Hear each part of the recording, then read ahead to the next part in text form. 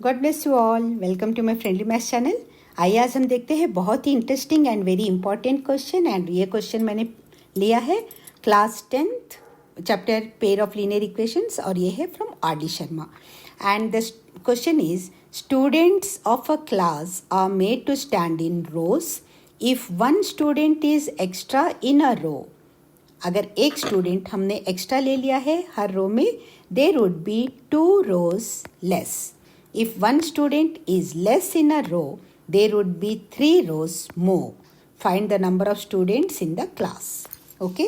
अब सबसे पहले ये फिगर इस क्वेश्चन से रिलेटेड नहीं है, सिर्फ आपको रोज एंड कॉलम्स का क्लैरिटी देने के लिए ये डायग्राम बनाया है।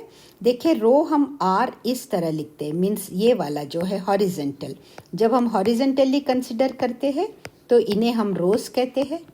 तो यहाँ पे जैसे इस फिगर में 1 2 3 4 रोज है और सी हम लिखते हैं इस तरह वर्टिकली। तो फ्रॉम टॉप टू बॉटम जो हम कंसिडर कर रहे हैं वर्टिकली, तो ये हो गए कॉलम्स। तो इस फिगर में जो मैंने यहाँ पे ड्रॉ किया इसमें 4 रोज है, ओके, एंड 1 2 3 4 5 6 कॉलम्स है। I hope it is clear. अब देखिए क्वेश्चन में 2 कंडीशंस है। एक कंडीशन क्या है, अगर हर रो में ये जस्ट फॉर एग्जाम्पल है, ये इस क्वेश्चन से इन फिगर का कोई लेना देना नहीं है, सिर्फ आपको समझाने के लिए। अगर हर रो में हमने क्या किया, एक एक स्टूडेंट को एक्स्ट्रा खड़े कर दिए, तो पहले हमारे पास जितने रोज थे उनमें से क्या हो रहा है, कितने रोज कम हो गए, 2 रोज लेस हो गए। अगर हमने एक एक बच्चे को हर रो में इंक्रीज कर दिया, ज़्यादा कर दिया, तो ये जो 2 पहले जितने भी रोज हमारे पास होंगे उनमें से हमारे पास 2 रोज कम हो गए, -2 हो गए रोज में। Right everyone. अब हम क्वेश्चन को समझ, अब एक स्टूडेंट हमने एक्स्ट्रा कंसिडर किया, तो देखिए एक कॉलम हमने इंक्रीज कर दिया। अगर मैं कॉलम की बात करूं तो अगर एक स्टूडेंट एक्स्ट्रा किया तो अब हमारे पास कितने कॉलम्स हो गए, 1 2 3 4 5 6 एंड 7 हो गए। पहले 6 कॉलम्स थे और एक बच्चे को एक्स्ट्रा कर रहे हैं तो हमारे पास 7 कॉलम्स हो जाएंगे। Right everyone. तो इस कॉलम, रोज और कॉलम को समझने के बाद आइए अब हम देखते हैं इस क्वेश्चन को। ये शॉर्टेस्ट अप्रोच है इस क्वेश्चन का। मेथड 1 है।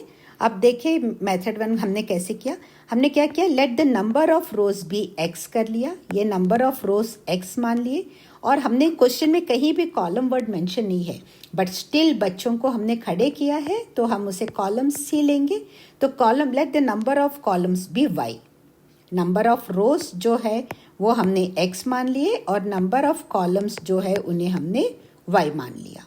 ओके, ये है। तो टोटल नंबर ऑफ स्टूडेंट्स कैसे होगा, वही होगा जब हम रोज एंड कॉलम्स को आपस में मल्टीप्लाई कर लेंगे, x इंटू वाई कर लेंगे, तो ये हो जाएगा टोटल नंबर ऑफ स्टूडेंट्स।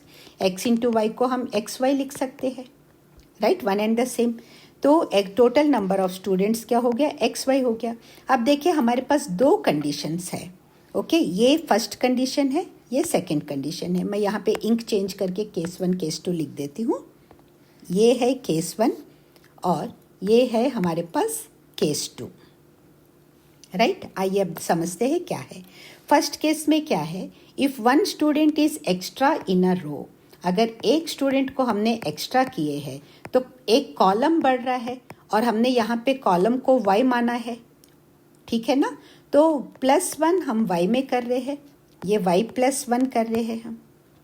और फिर क्या हो रहा है, अगर एक कॉलम बढ़ा रहे हैं तो कितने रोज कम हो रहे हैं, क्वेश्चन में देखिए there would be 2 rows less है, क्वेश्चन में 2 रोज कम हो रहे। तो x में से रोज को हमने x माना है, ओके, तो x में से कितने कम हो गए, 2 हो गए। तो टोटल नंबर ऑफ स्टूडेंट्स कैसे निकालेंगे, तब केस 1 में टोटल नंबर ऑफ स्टूडेंट्स कैसे निकलेगा, xy is equal to x - 2 into y + 1। I hope ये आपको क्लियर है।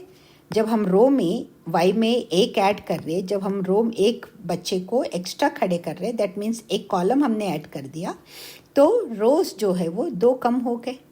ओके, ये एक है। अब ये केस 2 में क्या हो रहा है, अगर हमने हर रो में से एक बच्चे को हटा दिया, हटा के उसको कॉलम, मीन्स हमने क्या किया, एक कॉलम को हटा दिया, ये बच्चों को हमने क्या किया और एक रो बना के खड़ा कर दिया, तो रो में कितने ज़्यादा हो जाएंगे? इन बच्चों को सबको हमने ऐसे हॉरिजेंटली रोज में अरेंज किया तो हमारे पास 3 रोज बढ़ गए केस 2 में, 3 रोज मोर। क्वेश्चन में देखिए दिया हुआ है if one student is less, अगर हर एक से, तो हमने क्या किया, एक कॉलम हटा दिया और उसको रोज में एडजस्ट कर दिया, तो हमारे पास एक्स्ट्रा 3 रोज आ रहे हैं। ओके तो हमारा equation total number of students X Y is equal, ये एक्स वाई ये केस 1 है और ये केस 2 है, ये इज इक्वल टू किसके लिए, एक्स वाई के लिए है। ठीक है ना, एक्स वाई अगर हमने वाई -1 किया है तो एक्स +3 हो रहा है, ये केस 2 है। ओके अब हम यहाँ पे देखते हैं, तो फर्स्ट इसका मैं बता रही हूँ आपको, इतने पार्ट का सॉरी। तो x Y is equal to X into Y, X Y हो जाएगा, Y okay sorry, and 1 into X, X हो जाएगा, पहले वाई से मैंने इसको मल्टीप्लाई कर दिया एक्स को, Y into X is equal to X Y plus 1 into X is equal to plus X. अब y into -2 that is equal to -2y and 1 into +1 into -2 that is equal to -2। Okay जब हम देखते हैं ये x Y है तो ये cancel हो जाता है, दैट इज़ अंडरस्टूड। क्योंकि कैसे कैंसिल हो रहा है देखिए, ये एक्स वाई को अगर मैं इधर लाती हूँ तो ये -xy होगा और ये +xy है, तो एक्स वाई कैंसिल हो गया। ओके इसीलिए मैंने यहाँ डायरेक्ट कैंसिल कर दिया है स्पेस बचाने के लिए। आई होप ये आपको क्लियर है। देखिए जिन बच्चों को कन्फ्यूजन है, ये एक्स वाई है, अगर मैं इधर करती हूँ इस एक्स वाई को, ये +xy है, यहाँ आके -xy हो जाएगा और इधर 0 हो जाएगा, जो 0 मैंने यहाँ लगा दिया है। ठीक है ना, ये यहाँ से इसको इधर कर लूँगी तो ये 0 हो जाएगा और यहाँ -xy हो जाएगा और ये -xy ये +xy दोनों कैंसिल हो जाएंगे और यहाँ 0 हो गया है क्योंकि इसको हमने इधर शिफ्ट कर दिया, अब इधर कुछ भी नहीं है। तो हमारे पास क्या बचता है, ये x बच रहा है। ओके मैंने आप ये सॉल्व करके दिखाया है, इसलिए अभी मैं पहले आपको बता रही हूँ। अब देखिए यहाँ x बच रहा है, -2y -2 इज इक्वल टू 0, इसे हमने इक्वेशन 1 मान लिया। ओके एंड देन अब सेकेंड इक्वेशन, इसको हम सिंप्लीफाई करेंगे तो x Y is equal to, ये x Y is equal to क्या हो रहा है, ये अगर आपको समझ में नहीं आ रहा है तो प्लीज़ मेरे को कमेंट कीजिए, इतने भाग को मैं फिर से आपको समझा दूंगी। आई होप यहाँ मैं क्लियर हूँ। ओके एक्स ये क्या है, वाई को एक्स से मल्टीप्लाई करेंगे तो एक्स वाई आ गया। ओके इसको मैं यहीं पे अभी 1 मिनट रब करके बता देती हूँ आपको क्यों कैंसिल कर रही। जिन बच्चों को समझ में नहीं आ रहा है उनके लिए है, जिनको समझ में आ गया वो प्लीज़ फास्ट फॉरवर्ड करके आप देख लीजिए। राइट यहाँ पे मैंने ये एक्स कर लिया है। ओके ये मैं इंक चेंज कर रही हूँ जो जो कैंसिल हो रहा है वहाँ पर। ये है एक्स वाई -x, ठीक है ना। अब देखिए ये फर्स्ट कंडीशन है, फर्स्ट कंडीशन को मैं यहाँ एक्सप्लेन कर रही हूँ। ये एक्स वाई मैंने एज इट इज़ लिखा है, एक्स वाई मैंने एज इट इज़ लिखा है। अब देखिए ये y इंटू एक्स करेंगे तो एक्स वाई आ गया। अब 1 + 1 इंटू एक्स कर दिया मैंने, कैसे भी आप कर सकते हो, पहले y से करिए, पहले कैसे भी कर लीजिए। +1 इंटू एक्स तो ये +x आ गया, ठीक है ना।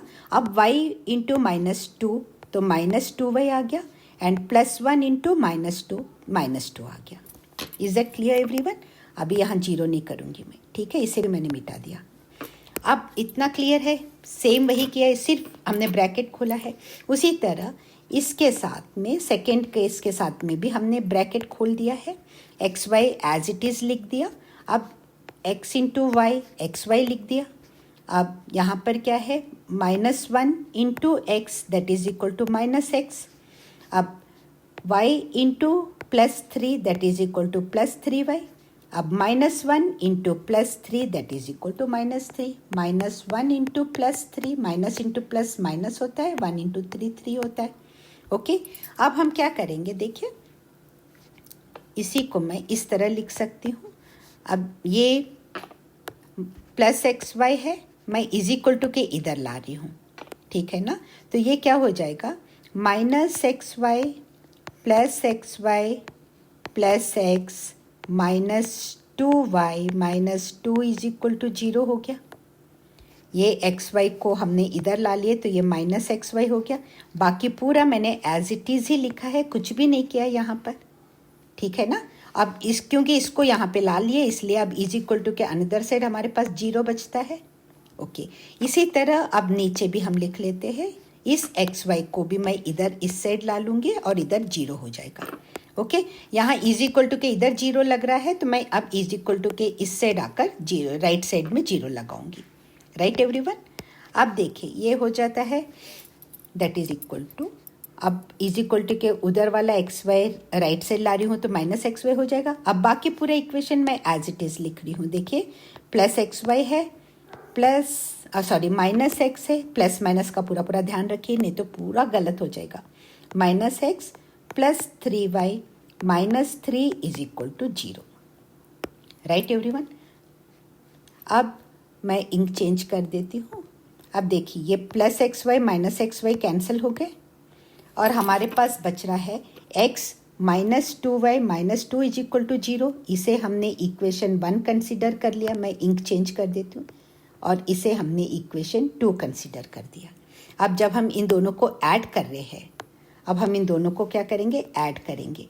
ये ऑलरेडी कैंसल्ड है, राइट। अब हम इतने पार्ट को, ये प्लस एक्स है ये माइनस एक्स है तो ये भी कैंसिल हो गया। अब ये minus 2y minus 2 is equal to 0 और plus 3y minus 3 is equal to 0। अब इतना ही बचता है क्योंकि ये भी कैंसिल हो गया, ये सब कैंसिल हो गए। Okay, and minus 2y plus 3y is equal to plus 1y that is equal to y हो जाएगा। यहाँ पे हमारे पास बचता है y is equal to and y minus 5 is equal to 0 आ रहा है इसमें। ये देखिए इतने पार्ट को जब मैं सॉल्व करूँगी तो ये प्लस 3y माइनस 2y तो यहाँ y minus 3 minus 2 minus 5 is equal to 0। y minus 5 is equal to 0 आ रहा है। y minus 5 is equal to 0 है तो y इज इक्वल टू, ये माइनस 5 इज इक्वल टू के इस तरफ शिफ्ट करेंगे तो प्लस 5 हो जाएगा। तो आ गया है y इज इक्वल टू 5।